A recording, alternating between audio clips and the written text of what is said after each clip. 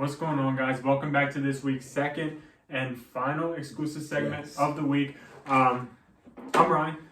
I'm Anthony. And for this exclusive segment, we are going to be talking about, a few things actually, starting off with Tom Brady officially retiring. He's going to give his reaction to that one. Super Bowl rings for this one. Going to talk about Caleb Williams transferring to USC, considering we are Oklahoma fans. You can see the gear there. And we are going to talk on the transfer portal a little bit and how we feel it is affecting the game. Jimbo Fisher today, he ripped Nick Saban, Lane Kiffin, and a few people saw that for being hypocrites to the transfer portal. So yeah, be sure to listen to all that. Be sure to check out our other content this week on Tuesday. We did a podcast where we just talked about, what did we talk about? We talked about like the division roundup.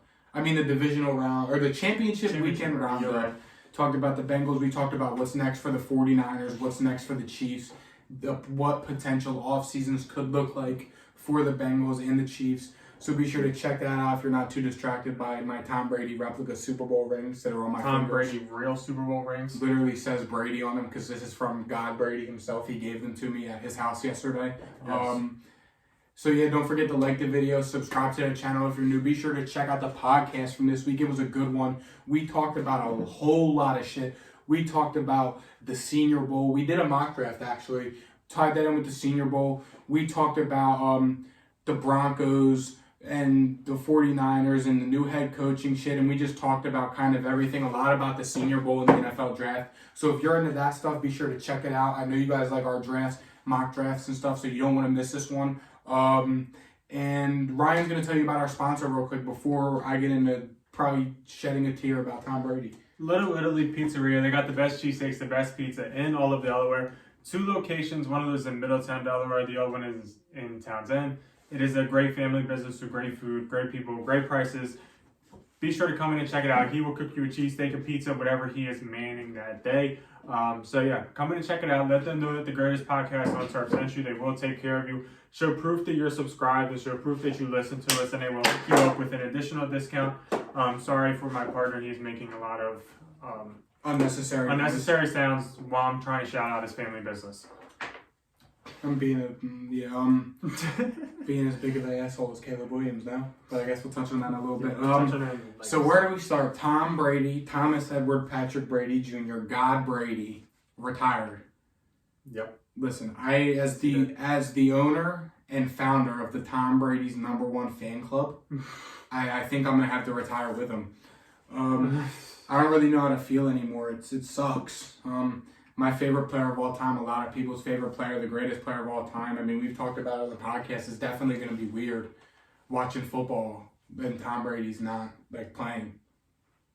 Yeah, I'm not even going to touch on Tom Brady that much because I'm not in love with him like you are.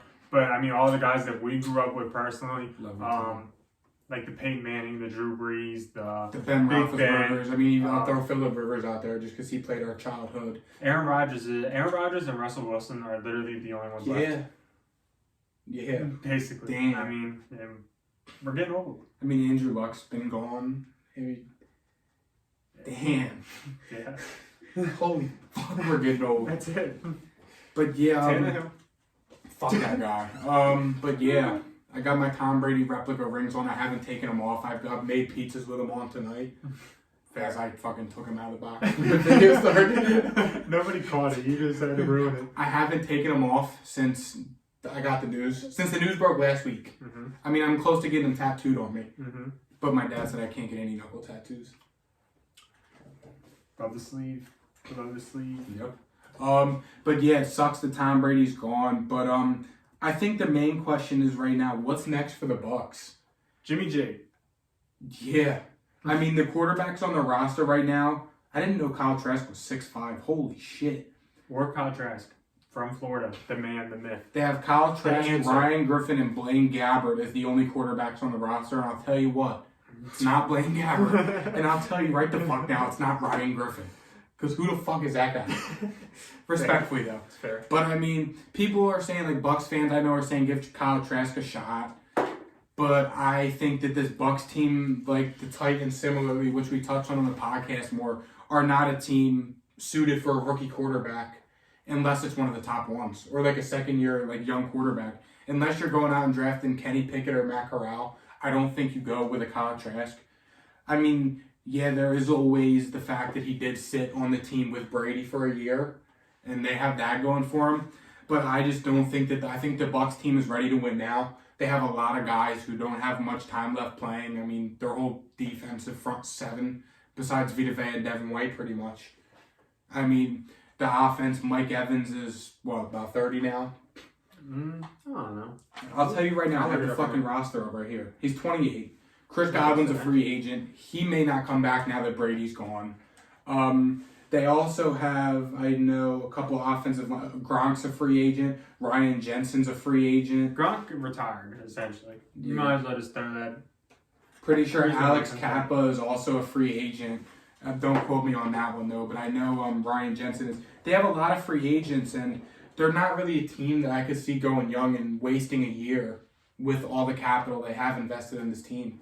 They have a lot of big-name free agents. I mean, ideally, you don't want to lose. You lose in Tom Brady. You don't want to lose your starting center, maybe your starting guard, two of your edge rushers. I mean, JPP, Ndamukong Suh, Levante David's old as fuck.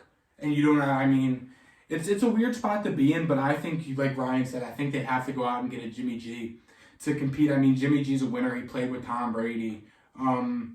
I don't think it's Kyle Trask. I mean, the stock of his rookie cards right now, ever since Brady retired, I know it's totally irrelevant, but they're way up. Like, they're way up. And so, I mean, I guess people are buying into that hype. I think it's a sham. I think they have to go get a Jimmy G. Or, I mean, we've all seen the Photoshop photos of Aaron Rodgers in a Bucs uniform. We've all seen those pictures. It's warm in Tampa. We all throw the Russell Wilson around. We throw it around to every team because we don't know what's going on there. But I think it's Jimmy G, Aaron Rodgers, or you trade up in the draft for a quarterback. Because I'll tell you right now, I don't think Kyle Trask is your franchise guy. He really wasn't anything special in college. He had Kadarius Toney and Kyle Pitts. Kyle Pitts is probably one of the greatest. Van Jefferson. I mean, yeah, that was the year. That was the year he beat out Felipe Franks. Mm-hmm. The year Van Jefferson was a stud, and I mean, let's be honest, Kyle Pitts is one of the greatest tight end prospects since Shannon Sharp, they were saying, and Kadarius Toney's a stud. If he gets used right in the NFL, it's over. So yeah, I really don't think Kyle Trask was anything special in college. So I think really it's Matt Corral, Kenny Pickett, or Jimmy G. I mean, the team's suited. I guess you have a good enough team. I don't know how you feel about this. They have a good enough team where they maybe could get away with Kyle Trask for a year? No. For what? I don't know. I mean, they're not going to win a Super Bowl unless they get in Jimmy G. Or Aaron Rodgers. Which I think Jimmy G's a lot more realistic than Aaron Rodgers, if I'm being honest. And then when you bring in, if you rock with Kyle Trask for a year, by the time he's good, your team's going to suck. So you either go all out and go young with Kyle Trask, or you bring in Jimmy G and try it one more time. Yeah, I mean, team ain't getting any younger. No. I mean, yeah. They're both a Super Bowl team. And Super Bowl teams it really pains me to realize, like, every time I think that we'll never see Tom Brady play down a football again, fucking blows. Never see Tom Brady, Big Ben, Rivers, none of them. Yeah, they're really, it's different, honestly. As cliche as it sounds, it's crazy. No, but I love Tom Brady. I wish him the best. It sounds like he's going to go focus on his clothing brand, his Under Armour. He's got a lot of brands, and he's got a lot of shit going on. He's getting in the NFT space now. So, I mean, good for him. I will support him in any of his future endeavors. Tom, love you. Fair. And out. The next half of the video, it's going to be more about... It's going to be more on my side, I have to probably. edit that out. That was bad. That's on you. That's on you. Just put the bark sounds on it. Caleb Williams. You can see me. It'll be fine. I swear to God, I'm doing it. So Caleb Williams, if you guys don't know, he went to USC yesterday. The day Tom Brady retired, like a bitch. Bringing along. Not Tom Brady. Mario Williams is there. The Trauma Collection.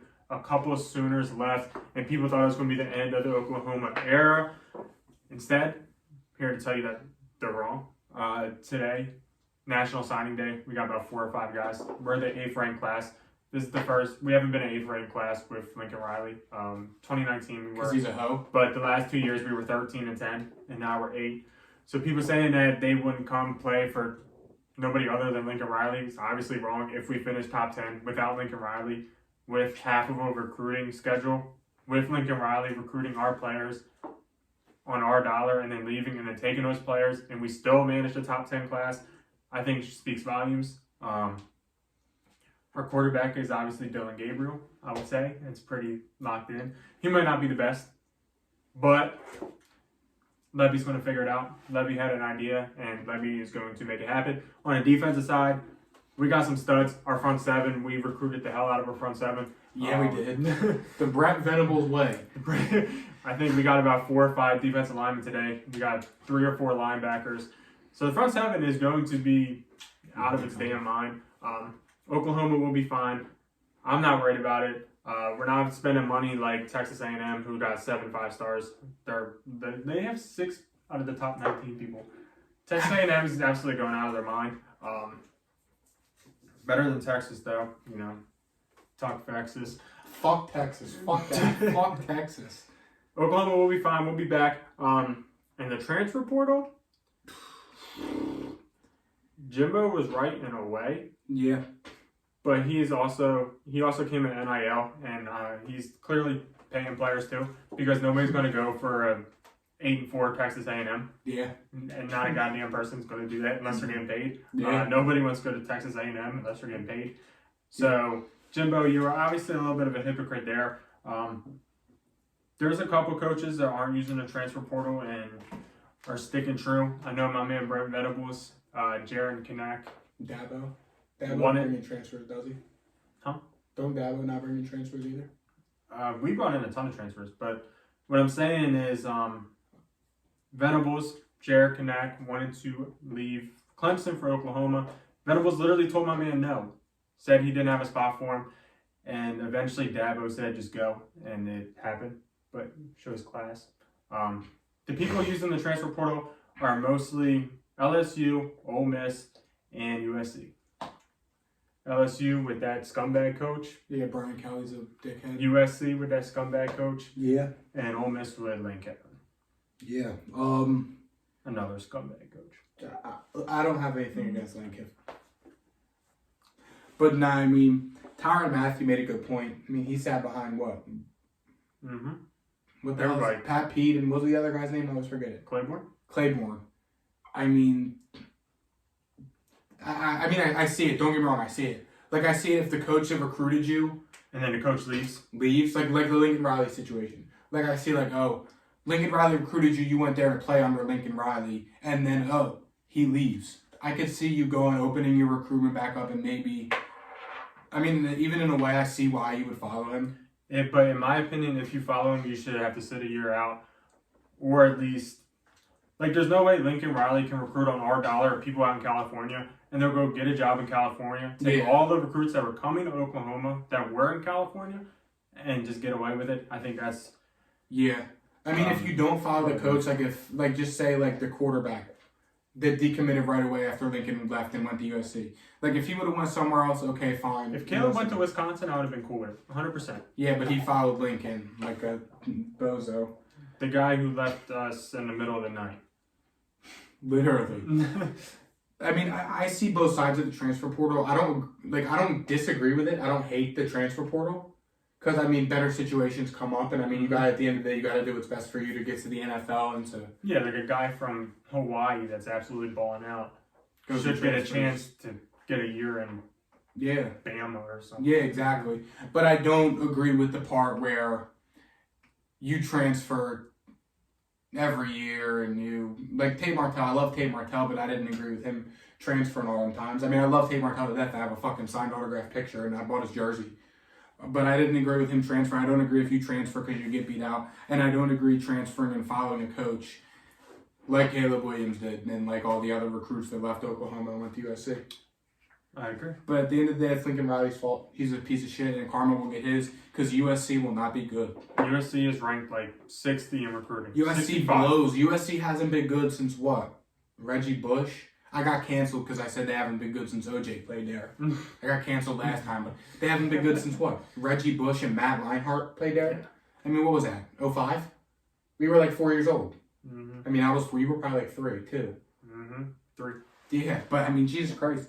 USC is terrible. I would hate to be a USC fan. Oklahoma, we'll be back. You see all the memorabilia. More coming soon. You see the flag. You see all the Oklahoma stuff. They'll be fine. Tom Brady, I love you. I wish you nothing but the best. If you want to come on the podcast, ever hit me up. Respond to my DM. Respond to our DM. And that's it. Caleb, you're a bitch. Lincoln Riley, you already know you're a hoe.